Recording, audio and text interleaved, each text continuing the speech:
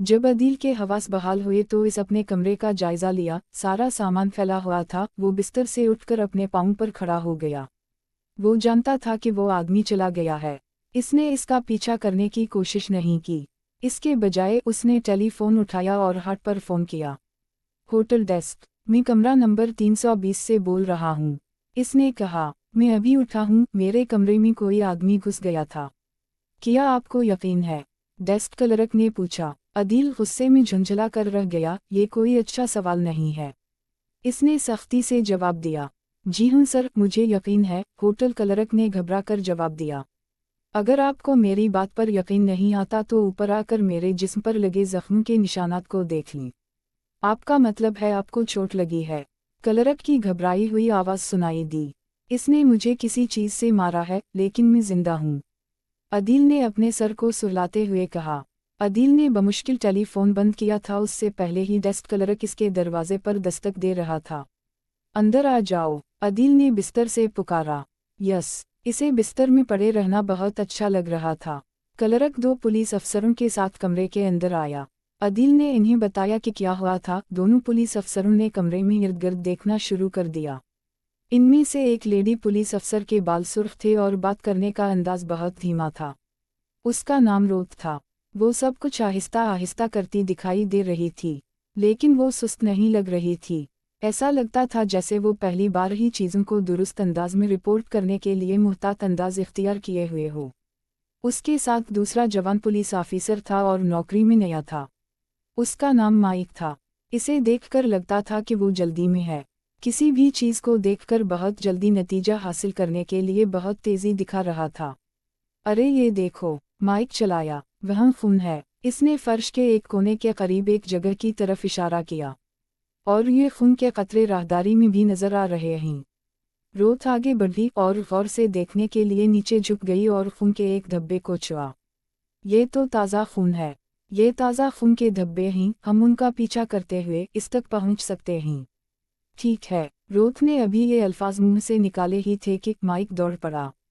हम इस आदमी तक पहुंच सकते हैं, रोथ ने कहा। चलो, माइक अपने साथी का इंतज़ार किए बगैर कमरे से भागा। वो जाते जाते अपना पिस्तौल भी निकाल रहा था। रोथ ने अदील की तरफ देखा और सर हिलाया। इसने कहा, उसे हर काम में जल्दी होती है। इससे पहले कि वो खून के इन कतरों का पीछा करता हुआ किसी मुसीबत में गिरफ्तार हो, मुझे उसकी मदद करनी चाहिए। वो कमरे से चली गई और माइक की तरफ मुड़ गई। अदील ने उसे जाते देखा। फिर वो धीरे धीरे अपने कदमों पर खड़ा हो गया। इसे तकलीफ हो रही थी। इसकी एक आंख के पास चोट आई थी और वो बुरी तरह सोजी हुई थी और इसका मुंह और होंठ भी दर्द कर रहे थे। जासूस का सर इससे टकरा गया था। अदील दरवाजे के पास गया और इसे बंद कर दिया। इसकी छुट्टियों का मज़ा किरकिरा हो गया था। इसने सोचा कि जाने अब हालात कैसे हों। दूसरी जानिब जासूस ने धक्का देकर हंगामी आमद वाओ रफ्त की सीढ़ियों का दरवाज़ा खोला और ऊपर की तरफ चढ़ने लगा। जब वो 10वीं मंजिल पर आया तो उसने लिफ्ट को गुजरते हुए देखा। वो राहदारी से छत की सीढ़ियों की तरफ भागा। इसने इस वक्त तक दौड़ना बंद नहीं किया जब तक कि वो होटल की छत के ऊपर नहीं पहुंच गया। इसने वहां खुद को महफूज महसूस किया। एक औरत के अलावा उसे किसी ने नहीं देखा था और शायद वो भी उसे ना पहचान सके क्योंकि इसने उसे बहुत अच्छी तरह नहीं देखा था। अब उसे अपने जख्मी हाथ की फिक्र थी, इसके बारे में कुछ करना था। इसने अपनी 2 उंगलियां अपने ही चाकू से काट ली थी। हाथ में चाकू पकड़े राहदारी से भागते हुए वो दीवाने की तरह लग रहा था। चाकू और हाथ दोनों खून से भरे हुए थे। इसने पतलून से अपनी कमीज निकाली और कमीज के नीचे से एक कपड़े का टुकड़ा काट लिया। इसने उसे अपनी उंगलियों के गर्द लपेट लिया और सरों को बांध दिया, जिससे खून रुक गया। वो अपने पीछे खून के कतरों के निशानात छोड़ आया था। खून के ये निशानात इसके लिए खतरे की घंटी थे। अगर पुलिस को बुलाया जाता तो शायद वो भी इन कतरों का पीछा करें। इसे खौफ महसूस हुआ। इसने इधर इधर देखा कि कहीं इस के छपने के लिए कोई जगह हो, लेकिन वहाँ कोई ऐसी जगह नहीं थी जहाँ छुपा जा सकता हो। इसने फौरी तौर पर यहाँ से खसक लेने के बारे में सोचा। इसे छत से उतरना पड़ा। अब जबकि खून रुक चुका था, उसे इन निशानात से अपने आप को दूर रखना था जो पुलिस को इसका पता दे सकते थे। इसने सीढ़ियों की तरफ कदम बढ़ाया ही था कि इसकी मुलाकात माइक से हो गई, जो खून के कतरों के निशानात का पीछा करते हुए छत पर पहुंच चुका था। मिस्टर, वहीं रुको, माइक ने इसे देखकर ललकारा। लेकिन उसने अपने हवास बहाल रखे। कौन? मैं। जासूस ने आंखें फाड़कर पूछा। माइक पुलिस में नया भर्ती हुआ था, उसे अभी मुजरिमों से निपटने का कोई तजुर्बा ना था। वो नहीं जानता था कि उसे बड़ी आंखों वाले मर्दों से सबसे ज्यादा मुहतात रहना होगा। कौन? मैं। कहते हुए जासूस ने एतमाद से सीढ़ियों की तरफ कदम बढ़ाए, ऐसे लग रहा था जैसे वो चाय पीने जा रहा हो। माइक ने गड़बड़ा कर पीछे हटना शुरू किया, लेकिन उसे बहुत देर हो चुकी थी। जासूस ने इसके हाथ से बंदूक छीन ली। अगले 1.5 मिनट में जासूस माइक पर इस तरह छा गया जैसे भेड़िया अपने शिकार पर। जब लड़ाई खत्म हुई तो जासूस के पास माइक की बंदूक थी और माइक ठंडा पड़ा था। जब इसे होश आया तो उसे मालूम हुआ कि उसका थोबड़ा सोजा हवा है और बाजू टूटा हवा है, लेकिन फिलहाल वो कुछ ज्यादा महसूस नहीं कर सकता था। जासूस ने बंदूक अपने कोट के नीचे रख ली और अपना जख्मी हाथ जेब में डाल लिया। जब वो छत से सीढ़ियों उतर रहा था तो यूं लगता था जैसे दुनिया में इससे ज्यादा बेपरवाह आदमी कोई ना हो। इसे 10वीं मंजिल पर लिफ्ट का इंतजार करना पड़ा।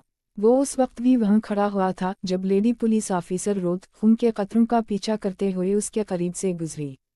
होटल हार्ट फोर्ड एक पुराना होटल था। इसकी लिफ्ट बहुत सुस्त रफ्तार थी, जो बहुत आहिस्ता आहिस्ता 10वें फ्लोर की तरफ आ रही थी। ये लिफ्ट मुझे फंसू देगी, जाने कब ये लिफ्ट 10वीं मंजिल पर आएगी। अभी वो ये सोच रहा था कि दोनों पुलिस एहलकार एक दूसरे को सहारा देते हुए छत से नीचे आते नजर आए। लिफ्ट आ चुकी थी, इसका दरवाज़ा खुल गया।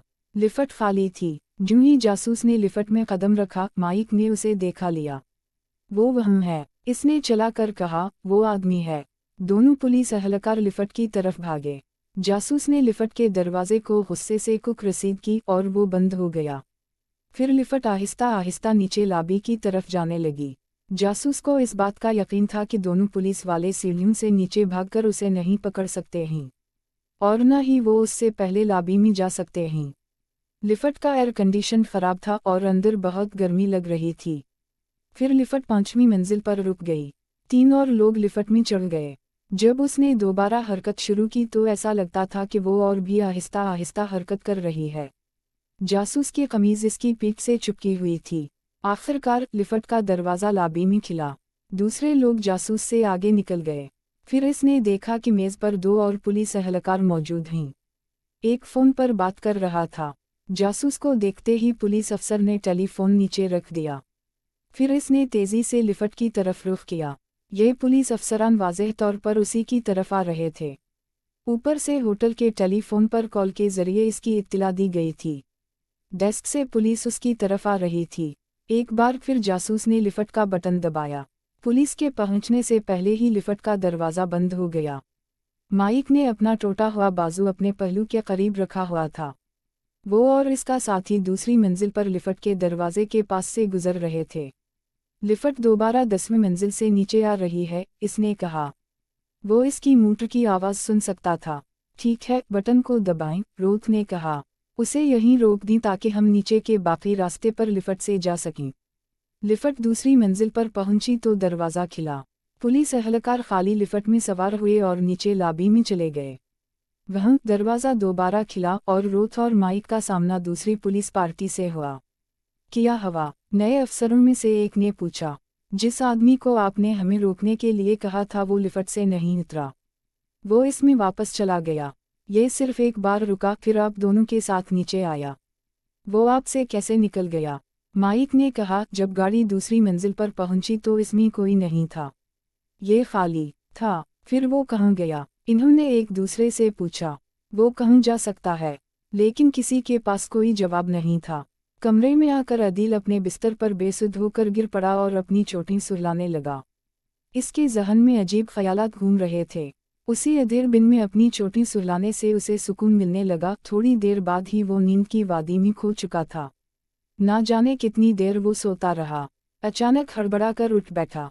इसे कमरे के बाहर खवातीन के आपस में किसी बात पर हंसने की आवाज़ें आ रही थीं।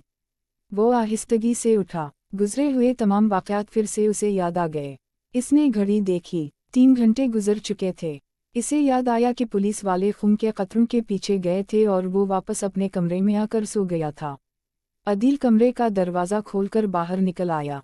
इसका ख्याल दुरुस्त था कि पुलिस होटल से जा चुकी थी। عدیل اپنے کمرے سے باہر نکلا اور کوریڈور میں زخمی جاسوس کے نکلنے والے خون کے قطروں کو غور سے دیکھنے کے لیے بیٹھ گیا۔ ابھی اس نے جمے ہوئے خون پر ہاتھ پھیرا ہی تھا کہ اس کی گردن سے پستول کی ٹھنڈی نالی آ کر لگی۔ وہ سنبھلنا چاہتا ہی تھا کہ اسے پستول والے آدمی نے موقع ہی نہیں دیا، شرٹ کا کالر پکڑ کر دروازے سے اندر گھسیٹ لیا۔ عدیل کو نئی آفت کا سامنا کرنا پڑ گیا تھا۔ اسے اندر گھسیٹ کر بے بس کرنے والا جاسوس جارج تھا، جس نے عدیل کو موقع دے بغیر فرش پر گرا دیا۔ عدیل کا سر زمین سے ٹکرایا لیکن زور سے نہیں۔ عدیل نے خود کو سنبھال لیا۔ جاسوس جارج نے اسے نشانے پر لے رکھا تھا۔ جاسوس بھی عدیل کی فرتین سے واقف تھا۔ اس نے عدیل کو پرسکون ہو کر بیٹھنے کا اشارہ کیا۔ اب عدیل جاسوس کے اشاروں پر چلنے پر مجبور تھا۔ عدیل سوچ رہا تھا کہ اس بار بورے سے ساری چھٹیوں کا مزہ کرکرا ہو گیا۔ نہ تو کہیں گھوم سکے اور نہ ہی اس سفر سے لطف اندوز ہو سکا۔ ابتدا ہی غلط ہوئی۔ ایئرپورٹ سے لے کر اب تک کے واقعات اس کے ذہن میں گھوم رہے تھے۔ وہ سوچ رہا تھا کہ یہ جاسوس آخر کس ملک کے لیے کام کر رہا ہے اور اس کے ٹیپ ریکارڈر میں ایسی کیا خاص بات ہے جس کے لیے وہ اپنی اور میری جان کا دشمن بنا ہوا ہے۔ اس نے سوچا کہ چلو جتنی دیر اس جاسوس کے ساتھ رہا جائے، اس سے بات چیت ہی کی جائے تاکہ اس سے کچھ معلوم ہو سکے، لیکن جاسوس بھی اپنی مثال آپ تھا۔ اس کے چہرے کے تاثرات بتا رہے تھے کہ کچھ بات کرنے کے موڈ میں نہیں ہے۔ پھر بھی عدیل نے اس سے سوال پوچھ ہی لیا، آخر ٹیپ ریکارڈر میں ایسی کیا خاص بات ہے؟ جاسوس نے اسے قہر بھری نگاہوں سے دیکھا اور بولا، اس ٹیپ ریکارڈر میں میری زندگی کی سب سے بڑی دولت ہے۔ میں نے بڑی مشکل سے پاکستان کے ایٹمی راز معلوم کیے ہیں۔ یہ راز بہت ہی خفیہ ہیں، لیکن میرے دوست ملک اسرائیل کے لیے یہ بہت قیمتی ہیں کیونکہ وہ پاکستان کو اپنا دشمن نمبر 1 سمجھتا ہے اور اس کا خیال ہے کہ پاکستان کی ایٹمی تنصیبات اسرائیل کے لیے خطرہ ہیں۔ وہ اس خطرے کو ختم کرنا چاہتا ہے۔ اسرائیل پاکستان کو کمزور کرنا چاہتا ہے۔ میں نے یہ معلومات بڑی مشکل سے حاصل کی ہیں۔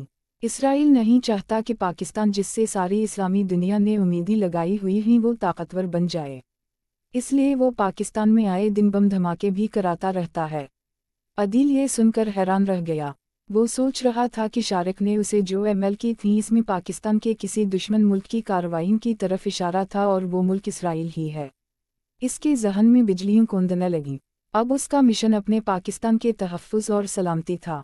اس نے دل ہی دل میں سوچ لیا تھا کہ یہ جاسوس اب ہرگز یہ راز نہیں لے جا سکتا، اس کے لیے چاہے اسے کچھ بھی کرنا پڑے۔ دوسری جانب اسپیشل ایجنٹ پینی ساری رات جاگتا رہا تھا۔ اسپیشل ایجنٹ پینی نے اپنے لوگوں کو دوبارہ ہدایت دی۔ وہ جہاز کے 16 مسافروں کو چھوڑ کر باقی سب تک پہنچنے میں کامیاب ہو گئے تھے۔ آپ نے اب تک بہت اچھا کام کیا ہے، پینی نے انہیں بتایا، لیکن وقت ختم ہو رہا ہے۔ اس شخص کو تلاش کرنے میں ہمیں جتنا زیادہ وقت لگے گا اتنا ہی زیادہ موقع ہے کہ جاسوس ہم سے پہلے اس تک پہنچ سکے گا۔ یاد رکھیں، جاسوس کو معلوم ہے کہ اس کا ٹارگٹ کہاں ہے۔ وہ جلد سے جلد اس تک پہنچ کر اپنا ریکارڈر یا جاسوسی کا آلہ حاصل کرنے کی کوشش کرے گا۔ ٹھیک ہے، اب کال کرنا بند کرو اور ایکسچینج کے ذریعے کالیں سننا شروع کرو، پینی نے کہا۔ آپ میں سے کچھ نے اپنی تمام کالیں ختم کر دی ہیں۔ میں چاہتا ہوں کہ آپ ان لوگوں کی مدد کریں جن کے پاس ابھی بھی مسافر کی لسٹ موجود ہے۔ مجھے معلوم ہے کہ آپ یہ دیکھنے کے لیے جانچ کر رہے ہیں کہ آیا وہ واشنگٹن سے ہوائی جہاز سے دوسرے شہروں کے لیے نکلے ہیں۔ مجھے معلوم ہے کہ آپ ہوٹلوں کی جانچ کر رہے ہیں ملک کے دوسرے حصوں میں، اور میں جانتا ہوں کہ کام آسان نہیں ہے، لیکن اسے کرنا پڑے گا۔ میں اس شخص کے لیے سارا ہفتہ دوپہر کا کھانا خریدوں گا جس کو وہ مسافر ملے گا جس کی ہم تلاش کر رہے ہیں۔ وہ سوچ رہا تھا کہ اب منزل بہت قریب ہے، لیکن اس کے ہاتھ کوئی سرا نہیں آ رہا تھا۔ اسے کافی کی ضرورت محسوس ہو رہی تھی۔ اس نے کافی کا کپ تیار کیا اور ٹیلی ویژن کے سامنے بیٹھ گیا۔ خبروں کا وقت تھا۔ اچانک ٹیلی فون کی گھنٹی بجی، اور ٹیلی فون پر اس کے لیے ایک انتہائی اہم اطلاع تھی۔ یہ عدیل سے متعلق تھی۔ فون سنتے ہی اسپیشل ایجنٹ پینی دوسرے کمرے کی طرف دوڑا، جہاں اس کی خفیہ فورس کے آدمی بیٹھے فون پر معلومات حاصل کر رہے تھے۔ ہمیں اپنے مطلوبہ آدمی کا سراغ مل گیا ہے۔ وہ اس ہوٹل میں مقیم ہے۔ جلدی کرو، فوراً ہوٹل پہنچو۔ اس نے اپنے افراد کی طرف اشارہ کیا۔ تم اور تم میرے پیچھے آؤ۔ وہ بھاگتے ہوئے ہوٹل کی لابی میں پہنچے۔ پولیس بہت پہلے ہوٹل سے چلی گئی تھی۔ پھولتے ہوئے سنس کے ساتھ پینی نے ڈیسک کلرک سے پوچھا، عدیل صاحب اپنے کمرے میں ہیں؟ ڈیسک کلرک نے مسکراتے ہوئے کہا، بالکل، وہ ابھی تک کمرے میں ہیں۔ پینی نے کہا، عدیل صاحب اپنے کمرے میں ہیں۔ نہیں جناب، وہ ابھی ابھی اپنے ایک دوست کے ساتھ باہر گئے ہیں۔